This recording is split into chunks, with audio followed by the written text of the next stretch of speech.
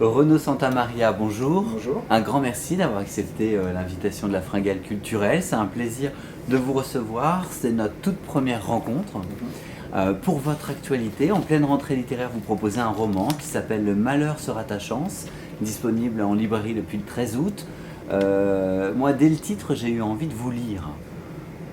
Alors j'ai presque envie, finalement c'est l'arroseur arrosé, de vous demander pourquoi. Oui, j'avais envie en fait de jouer quand même sur un rapport du contraste ou du paradoxe dans le titre. Moi c'est quelque chose qui est important dans ma vie en règle générale et finalement d'un début de phrase qui peut être assez anxiogène, si on a une bonne lecture de la fin de phrase, on se rend compte que finalement ça aspire plutôt au bleu. Alors, ce roman parle d'un deuil. Au départ, c'est le fils qui nous raconte l'histoire. Et j'ai même envie de dire, au tout début, si on ne lit pas la quatrième de couverture, on ne comprend pas forcément qu'il s'agit de sa mère. Alors, on ne se connaît pas, mais j'ai déjà envie de t'embrasser. J'ai lu.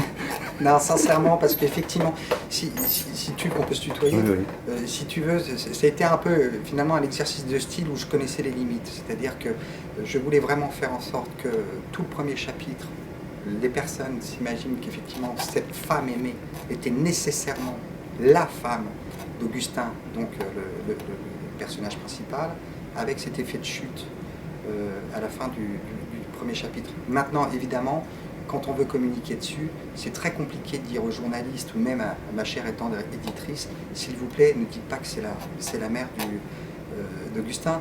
Et c'est vrai que bon voilà, je me suis un petit peu aussi piégé là-dedans, mais j'ose imaginer, je ne sais pas si tu es amateur de cinéma, mais moi j'aime beaucoup le cinéma, et je sais que dès qu'il y a un film que je veux voir, je ne regarde surtout pas la bande-annonce, pour avoir l'effet de surprise total, et je ne regarde jamais les critiques. Alors peut-être que quelques personnes qui n'auront pas lu les commentaires, tomberont effectivement sur cet effet de chute. Mais nous, on vient de le dire, mais c'est pas grave, parce que justement, il y a toute même si on le sait, c'est comme les très bons films, ou même mauvais, puisque l'on a des mauvais, on connaît la fin, et c'est le chemin qui est intéressant. Et là, dans le premier chapitre, c'est quand même assez étonnant de l'avoir voulu le monter de cette manière-là, comme pour nous surprendre. Oui, alors, cet effet surprise, moi il faut savoir que mes premières publications, qui ont commencé en 2008, ont été des nouvelles, par la revue Bordel, qui était montée par Stéphane Mignon. Donc j'ai écrit une quinzaine de nouvelles. Moi j'aime l'exercice de la nouvelle.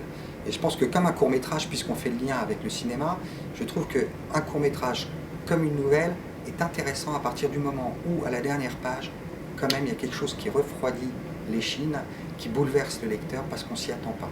Donc ça, je pense que c'est quelque chose qui m'est resté. En revanche, je dirais tout de même en plus que ça avait un véritable intérêt dans le roman, qui n'était pas simplement un effet de style, pour que dès la fin du premier chapitre, les gens comprennent bien le rapport fusionnel qu'il y avait entre la mère et le fils. Alors justement, c'est le sujet. Oui. Pourquoi ce sujet et pourquoi pas ?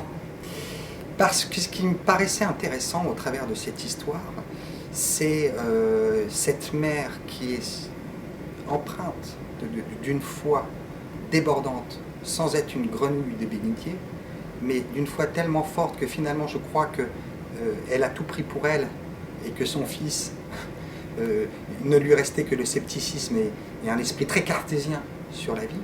Et donc il y avait cette confrontation qui n'était pas qu'une confrontation de génération, mais l'amour et la fusion qu'ils avaient entre deux ont fait que ces deux mondes-là ont pu coexister. Or, lorsqu'elle meurt, le fils, son cartésianisme, il se rend compte de ses limites. Ça ne lui suffit plus, puisque lui manque le phare de sa vie. Et d'où ce deal qu'ils ont passé ensemble la veille de la mort de sa mère, c'est de dire, elle lui a dit, voilà, ne t'inquiète pas, je te donnerai des signes. Et il y a aussi, au travers de cette génération mère-fils, je pense aussi, ce rapport entre la modernité et effectivement une époque peut-être un peu révolue.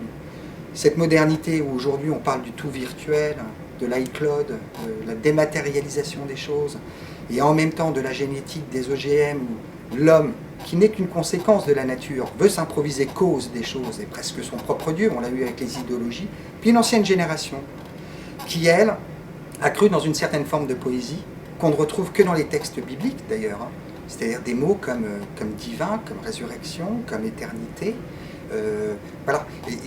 Et là, il y a ce choc des deux mondes. Ce que j'aimais avec cette histoire, c'est qu'Augustin, dans son cartésianisme et sa modernité, se retrouvait au travers de l'agonie et de la mort de sa mère, confronté à ce manque et de se dire que ma modernité m'apporte pas la satisfaction d'être.